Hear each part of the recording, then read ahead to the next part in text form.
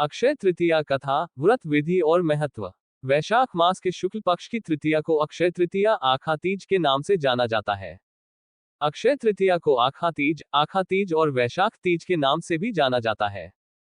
अक्षय तृतीया का हिंदू धर्म और ज्योतिष दोनों में बहुत महत्व है। यह एक अज्ञात मुहूर्त है, इसलिए इस दिन कोई भी शुभ कार्य बिना किसी शुभ मुहूर्त के किया जा सकता है। साथ ही इस दिन किए गए ज्योतिषीय उपायों से विशेष लाभ होता है। एक महीने में एक तारीख बढ़ भी सकती है और घट भी सकती है। उदाहरण के लिए 11 तिथि एक महीने में 2 बार आ सकती है, या 12 तिथि एक महीने में 10वीं तिथि के अगले दिन आ सकती है। लेकिन अक्षय तृतीया एक ऐसी तिथि है जो न तो घटती है और न ही बढ़ती है। इसीलिए इसका नाम अक्षय तृतीया रखा गया है। अक्षय का अर्थ है जिसका कभी क्षय न हो। अक्षय तृतीया का महत्व। अक्षय तृतीया का हिंदू धर्म और ज्योतिष दोनों में बहुत महत्व है। यह एक अज्ञात मुहूर्त है, इसलिए इस दिन कोई भी शुभ कार्य बिना किसी शुभ मुहूर्त के किया जा सकता है। साथ ही इस दिन किए गए ज्योतिषीय उपायों से विशेष लाभ होता है। भविष्य पुराण के अनुसार सत्ययुग और त्रेतायुग का प्रारंभ वैशाख पक्ष की तृतीया तिथि को हुआ था। अक्षय तृतीया तिथि पर भगवान विष्णु ने हयग्रीव और परशुराम के रूप में अवतार लिया था। इसी तिथि से हिंदू तीर्थस्थल बद्रीनाथ के कपाट खोले जाते हैं। वृंदावन के बांके बिहारी मंदिर में केवल अक्षय तृतीया के दिन ही चरण दर्शन किए जाते हैं। ब्रह्मा जी के पुत्र अक्षय कुमार का जन्म भी इसी दिन हुआ था। पद्म पुराण के अनुसार अक्षय तृतीया के दिन दोपहर का समय सबसे शुभ माना जाता है। इसी दिन महाभारत का युद्ध समाप्त हुआ था और द्वापर युग का प्रारंभ हुआ था। अक्षय तृतीया की कथा। प्राचीन काल में धर्मदास नाम का एक वैश्य था जो सदाचारी था और देवताओं तथा ब्राह्मणों में विश्वास रखता था। उनके परिवार के सदस्यों की संख्या बहुत बड़ी थी, जिसके कारण धर्मदास सदैव बहुत चिंतित और व्यथित रहते थे।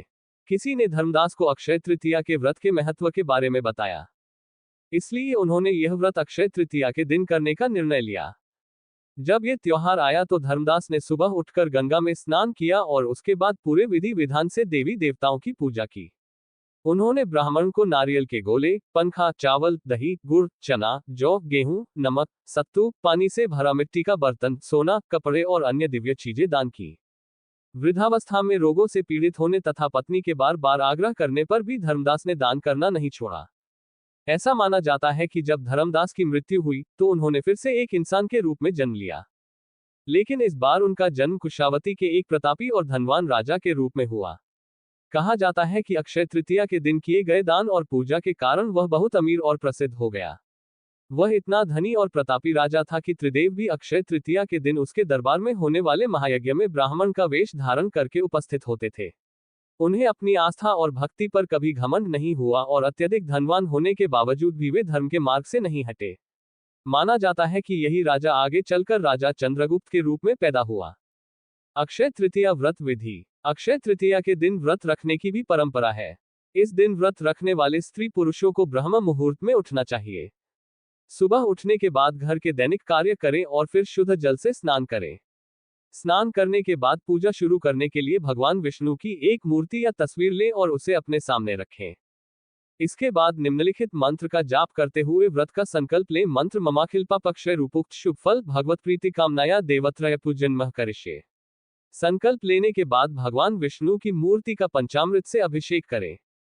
अब भगवान विष्णु की षोडशोपचार विधि से पूजा करें और उन्हें सुगंधित फूलों की माला चढ़ाएं। नैवेद्य चढ़ाने के लिए जौ, गेहूं के दाने, सत्तू, ककड़ी और चने की दाल लें।